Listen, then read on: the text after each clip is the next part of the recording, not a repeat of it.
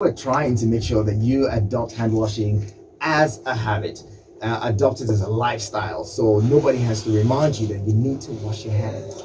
Okay? So keep these numbers close. Call 09073530044 and 09087668888. That is 09073530044 and 09087668888. You can send SMS and WhatsApp messages to 09097054450. Before we get into the conversation on, the politics and the economy, let's talk about hand washing. And my guest this morning, Nabam Michael, is the project manager, Water Aid Nigeria. She's joining us this morning to talk about hand washing. It's quite important that we take our hand hygiene seriously. Thank you so much for joining us this morning, Nabam. It's good to have you. Thank you so much. How was your weekend, by the way? Opportunity, very restful, and thank you. It's quite restful. Yes. Oh, thank you. Okay, let's talk about hand washing. We've been talking about this, and a lot of Nigerians are beginning to adopt the, hand washing as a way of life. It's quite important that we continue this conversation to drive home, the importance of hand washing. Today, let's talk about how it's important for children and the caregivers to practice this. If we're going to make it, this is going to be, in the long run, our way of life, then we need to begin to make sure that children, adopt this as a lifestyle. How can parents ensure that their children pick up the habits really early in life so that it can be a part of their, a part of their life all through, even until they become adults and old? What do parents need to do to get children to, pick up this habit? Okay, thank you very much. First of all, let's talk about the importance of hand washing day. Is marked globally because of the importance of hand washing. There's a saying that hands can kill. Why? The hands touch everything. The hands pick this, pick that. The hands goes to the mouth, and so on. And talking about children, like you rightly say, what can parents do? Research have shown that there are critical times or moments that hands needs to be washed. And the first one is after you use the toilet, your hands should be washed. After you clean a baby poo or you remove the diaper, you should wash your hands. Before you eat food, you should wash your hand. Before you breastfeed a baby or feed a baby, your hands should be washed. Before you cook, before you share food, or before you serve food, you should wash your hands. So I have shown that if you are able to do hand washing at these critical moments, it saves you from contacting disease like 49 to 50%. Wow, that's amazing. Yes. And like rightly say, in school, what do we do? In school, we need to introduce hand washing. We need to introduce hygiene promotion activity at an early age. And so one of the things that we do at Water Aid is that we establish environmental health clubs. These are space where children can talk about hygiene generally, talk about their personal hygiene, their environmental hygiene, their food hygiene, the water hygiene, and so on. And then, of course, hand washing, very important, and menstrual hygiene too. And of course, hand washing, very importantly, the teachers are trained to teach these children what they need to know and ensure that the children have and know these critical times that hands should be washed. That's one. Secondly, we provide access in terms of first of all, water. You can so this year it's Unite for Hand Washing. So we're saying beyond knowledge. Okay, even if people have the knowledge, do they have the facilities to use? So we're saying that, okay, so in schools, Water Aid, we try to provide a little and then influence the government and other stakeholders to ensure that these facilities are available. And so water in school, that children can wash their hands. They have sanitation facilities that they can use, like a toilet, a clean toilet. And this club that we established teach them on how to clean their toilet. Now, these club members are supervisors. They ensure that the school is clean, the classes are clean, the toilets are clean. If they are serving food in school or selling food, these peoples become like the supervisors with their teachers actually facilitating and pushing them to do that. And you know the saying now, catch them young. And of course, by the time they learn this knowledge, they grow with it. I'm sure you wake up someday singing the song that you learn in primary school, nursery school, right? So these are type of the things we want to. By the time they learn now, it stick to their head. Imagine a young girl of 10 years or 9 learning about all these hygiene activities, washing her hand. By the time that she's an adult, either with the family or not, whoever she's taking care of, I am sure it won't be a problem for her. You know, so these are things that first of all. And why are we focusing on school like rightly? So focusing on school because when the children learn in school, they go home to also tell their parents. There's a case study, there's a story, not a story actually, some experiences we have somewhere in one of the schools, and we're supporting. We did some of this activity in school, and this pupil is part of the club. And of course, there are access, he has access in school, but at home there's no access in terms of soap. In terms of soap, there's no access. So he uses the toilet, he comes out and he told his parent, there's no soap to wash my hands. But in school I have soap. And the parent came the next day to tell us that this is what happened. So you see, and the parent actually provided it, so he has influenced his parent. And so these are the things that we should do both in schools, secondary and primary, and even tertiary institution. So hand washing is very critical. Why are we even worried about hand washing? I mentioned that hands can kill. And then critical moments like when you use the toilet. Why are we bothered about using the toilet? Research have shown that they say that your poo is alive.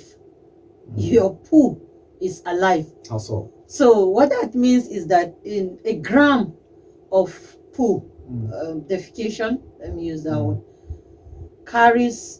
might have like 10,000 viruses. A gram.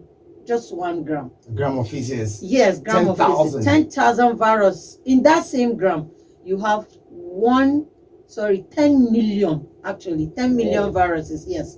In that same gram, you have 1 million bacteria.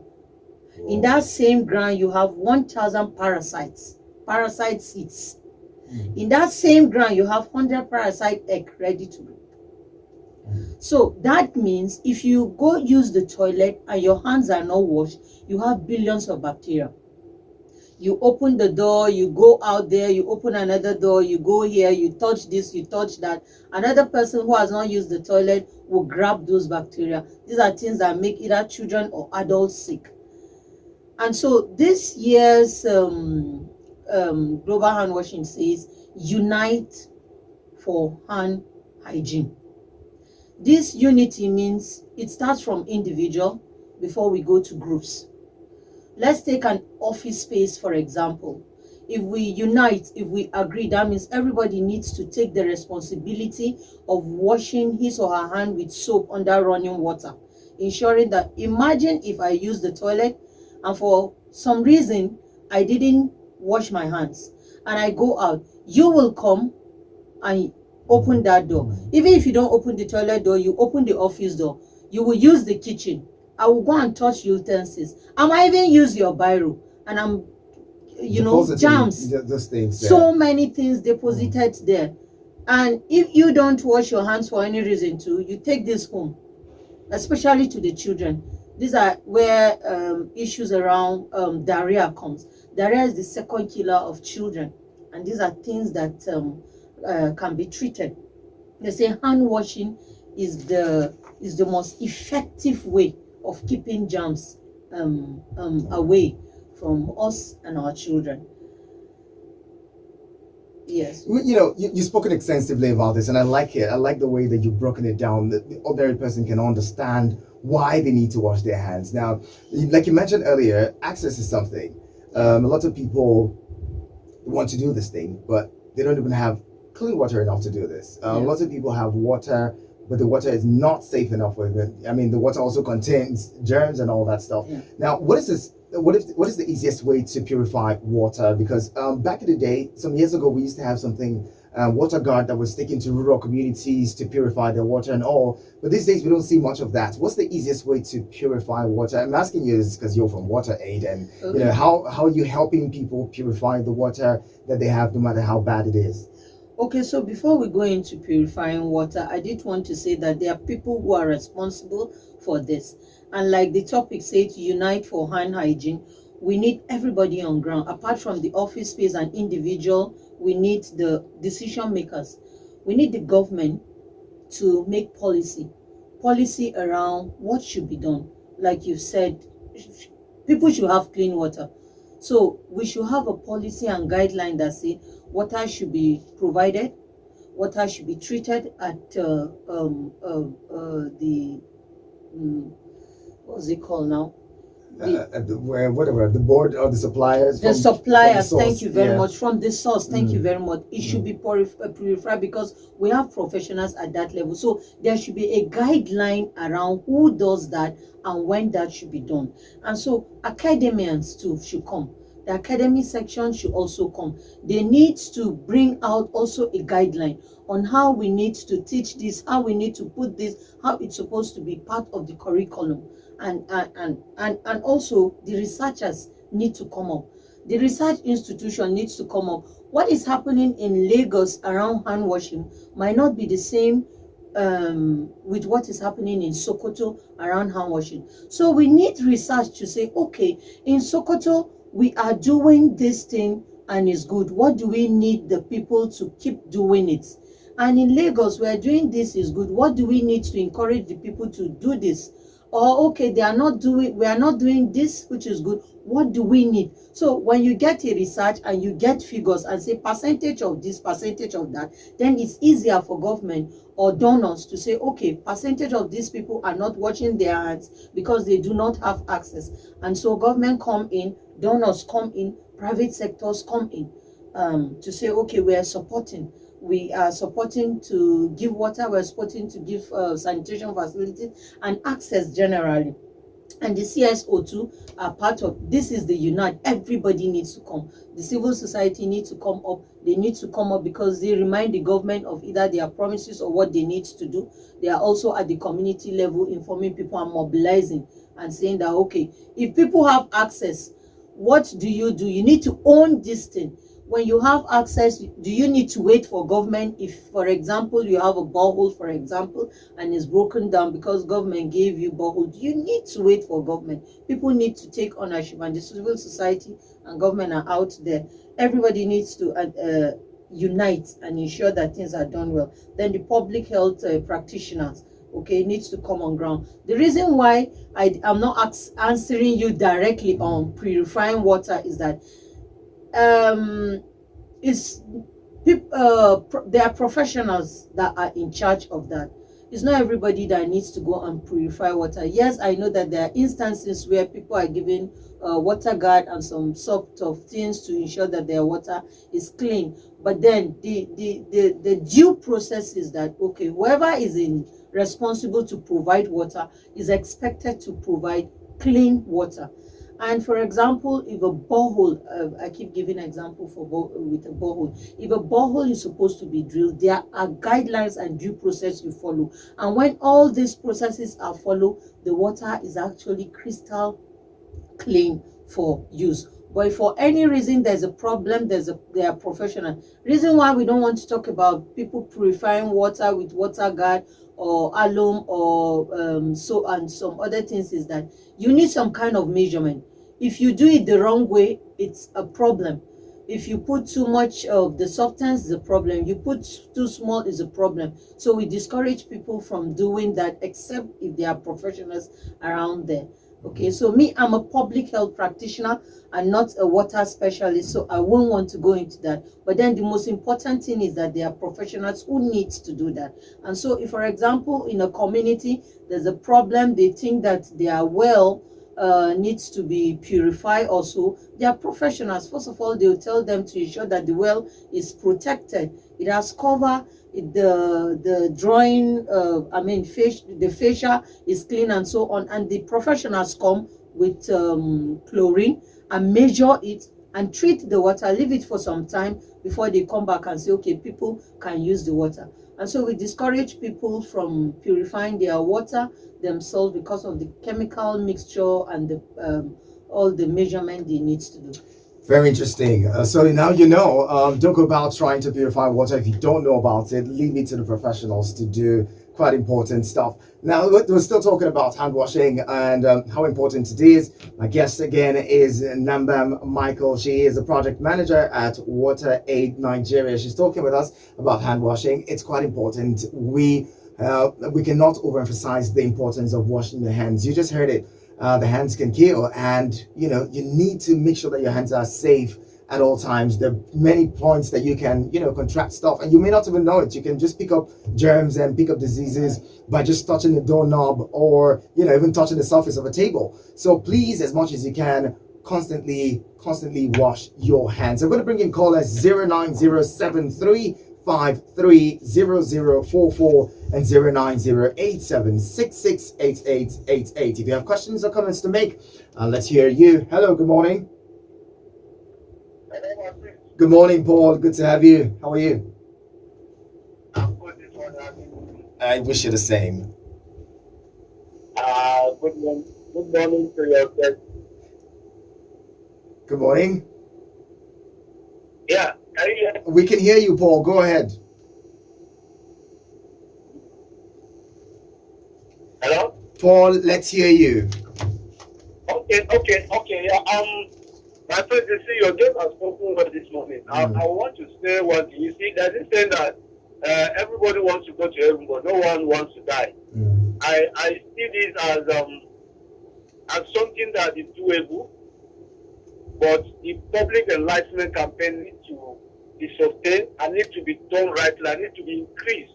Because when you see the hand washing, when you look at the advent of the pandemic, the before 2020, people were not really talking about hand washing. But when there was a breakout of this pandemic, from the Ebola time up to the present outbreak, we find out that people can actually do hand washing even when they are not told. So I expected that the government agencies like the NOA and some other government agencies that are responsible for all this enlightenment, CSOs and other NGOs that are responsible for this enlightenment campaign should have sustained the momentum, because people are now aware, but we need to push it more so that let this thing be continuous. It's not when there's an outbreak of disease that people will now remember that we need to wash our hands. Let it be like a continuous, let it be like part of our life. At least we can take it to the churches, to the mosques, to the schools, like what you said, the academia needs to get involved, because these are the stages. And then to the villages that are not listening to this programs and they don't have, there are areas at which you can come in and make this thing work perfectly, because people are aware that if we don't do it, my health will be affected, and if my health is affected, at the end of the day, I might die because of it. So we need to sustain this momentum that it has come, and then people need to get aware, and then it will get it into like a culture, so that let it be that at any point in time you need to wash your hands, make your hands clean before you do anything. Because on moving on your own, if you look at what is on your hands, the germs and everything, you take it yourself. So there has to be a continuation of enlightenment, public enlightenment campaign through radio programs, other government agencies, churches, mosques, and so on and so forth. I think I commend this program. Thank you very much, Paul. Appreciate you calling in. Paul there talking about sustaining the momentum, sustaining this. It's quite important that we ensure that we sustain the conversation around hand washing, and that's what we're doing. Hoping that you're buying it and taking it down. It's not enough for you to hear it. Take it down to your communities, take it to your local community, take it to your church, your mosque, and just enlighten people. Let them understand the importance of hand washing. If they can't provide soap is not so expensive. You can provide soap and water to help other people wash their hands as regularly as possible. Hello, good morning. Good morning. Good morning. Thank you for joining us. Is this Moses? Moses, go ahead. Let's hear you, please. I want to thank God for the guest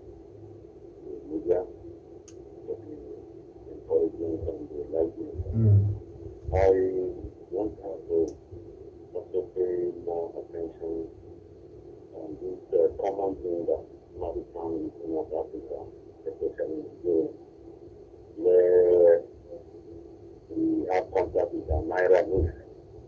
So somebody is sending Naira note, and when you're always going and you see something like a knot, it's common to immediately decide it cannot, some of it do not, don't wash your hands. And some of the other things like this food, you do that some of these vendors normally go around to somebody blowing his nose and pre-cutting his food. So how are you going to have the law enforcement to help some of your victims going around to monitor and to detect? Okay, Moses. Thank you again, Moses. Appreciate you for calling in and your thoughts. You heard Moses. Well, he's talking about some of the habits of the culture around here, where people can just do anything and just, especially even talking about the notes, the currency notes that we handle every day, transferring from here and there, and all the germs that we can contact from that. You want to talk about that quickly before we wrap up? So I did want to say to Moses, thank you for that. This has to do with us. One thing you need to put in your head is, or one thing you need to think is, these germs and disease, who goes sick? Who spend the money is you, not government. Who goes sick is you, not government. If it's your child, like I say, diarrhea is the second killer. A child gets diarrhea, vomiting, stooling, it could lead to death. So you need to put that in your head. And so when you go out, each time you have opportunity to wash your hands, do it.